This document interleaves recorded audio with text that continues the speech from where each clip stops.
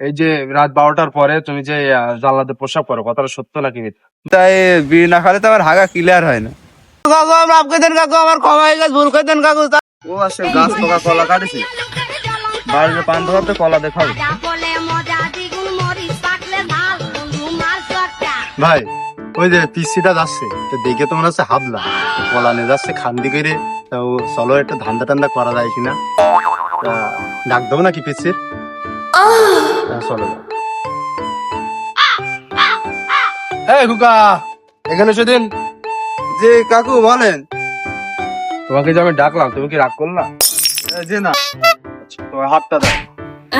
তোমাকে 5টা প্রশ্ন করবো, সত্য হলে সত্য বলবা, মিথ্যা হলে মিথ্যা বলবা। মিথ্যার আশ্রয় নিবা না, নিলে তুমি ধ্বংস হয়ে যাবা। রাগ করলা?